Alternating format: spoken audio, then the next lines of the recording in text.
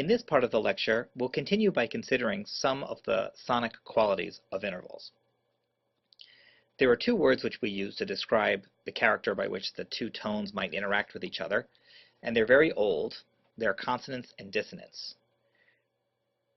Consonance refers to a general blending or going together well of pitches.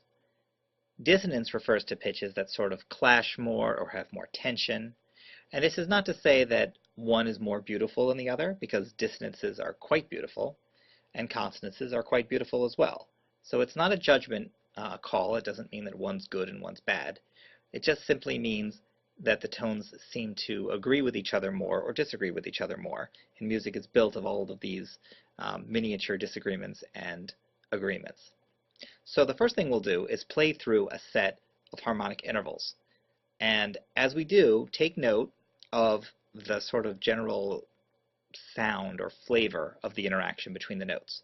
And I'll do this here, but I encourage you to later print up this slide and attempt to recreate these sounds on your own and explore these sounds for yourself.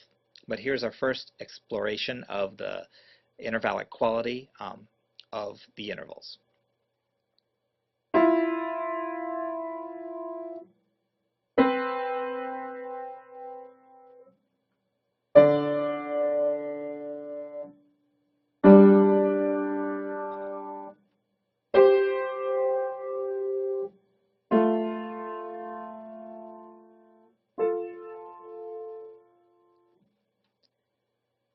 The first one of these that I played was the second, which is a very tense, clashy sort of interval, and it's a very dissonant interval.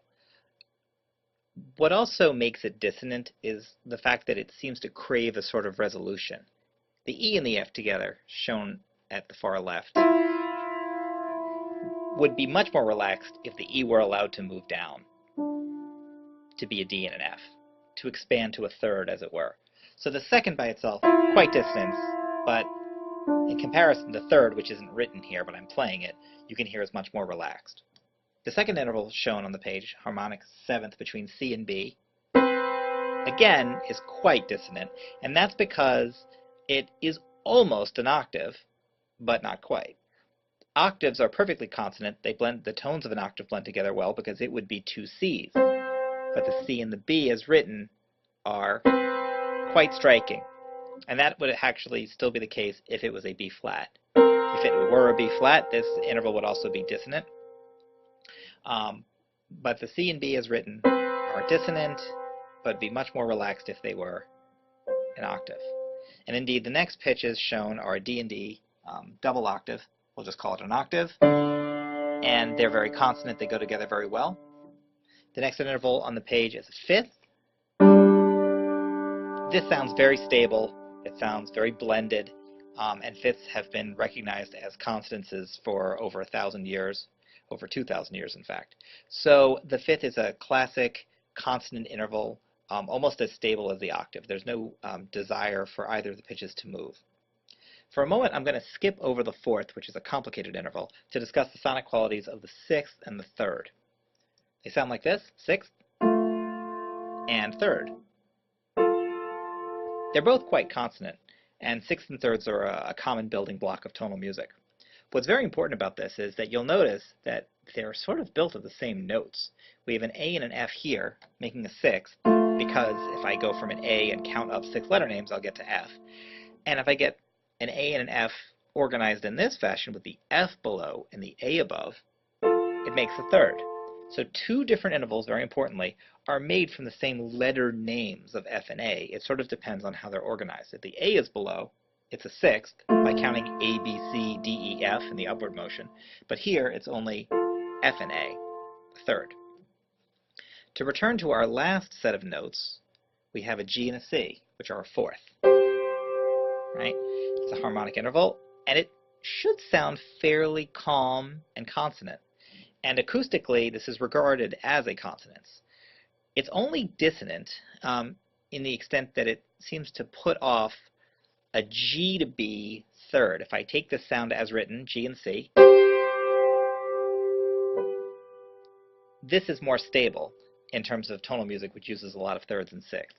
So in practice, the fourth ends up sort of being treated like a dissonance, and it's useful to think of it as a tricky interval that sounds blended and nice and consonant, but in practice often wants to be or craves resolution to a different interval of a G to B third. This is a chart, which is also shown in your reading. The important thing to take away from it is that the dissonances, the clear-cut dissonances, are the second, very clashy, and the seventh, very clashy as well, and everything else pretty much is some kind of consonance. The clearest ones are unison, where it's the same note. I can't play it on a piano, but two people singing a C are perfectly in unison. Two people singing an A flat, are perfectly in unison. The octave relationship also blends two of the same letter names, so it's perfectly consonant. We said the fifth was very, very stable and consonant. We said that thirds and sixths sound very consonant as well. And I'm playing parallel thirds here, which means I'm just playing a bunch of thirds and just sort of walking them up and down the piano keyboard. And if I do it with sixths, they might sound like this. A bunch of sixths, but each one on its own sounds fairly relaxed. The interval of a fourth appears in both columns to reflect the fact that it blends well, but that it also seeks out the third as a more stable tonal interval. The last thing we'll discuss is using the staff as a tool to read intervals. Earlier we learned how to pick one note at a time out on a staff and to read its letter name. Here we're going to learn and talk about the fact that the staff is arranged very carefully to prioritize third and fifth relationships, and musicians don't really think about counting out notes to read intervals. They use the staff to do it. The thirds have a specific appearance. This is what thirds always look like on a staff. There's a certain type of similarity between the note head format. A third will always have two note heads that are both on spaces or both on lines. It's sort of like a parallelism. So here's two spaces, a D and an F. Here's two spaces, an F and an A, and here's two lines, the E and the G. The same goes in the bass clef. These are all thirds, and they all have a sort of just physical, immediate appearance. Fifths have the same sort of similarity in notehead placement. This D to A are both on spaces, this F to A are both on spaces, and this E, B fifth are both on lines, and the same goes in the bass clef. So thirds and fifths always have this sort of immediate appearance. Seconds, fourths, and sixths have a mixed orientation notehead appearance, that every second will be composed of a D and an E. They won't be composed of a D and E. They'll be composed of a space and a line, or and this third little dyad, a line and a space. And it'll furthermore have this sort of bunny ears arrangement on the page. A fourth has the same mixed orientation of line and space, or space and line, but they're a little further apart. And a sixth will also have that sort of line-space mix to it. What's remarkable about all of this is that this immediate appearance can be apprehended, even in the absence of clefs. So if I take those away, we don't know what notes these are anymore. It's not treble clef. It's not really in any clef. If it were treble clef, this would be a D and an F, and it would be a third.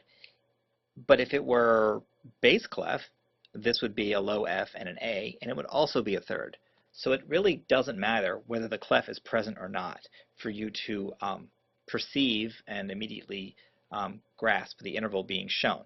And so as an exercise this week, you'll be working on immediately perceiving thirds, fifths, seconds, fourths, sixths, and possibly sevenths and octaves, just based on their appearance on the staff.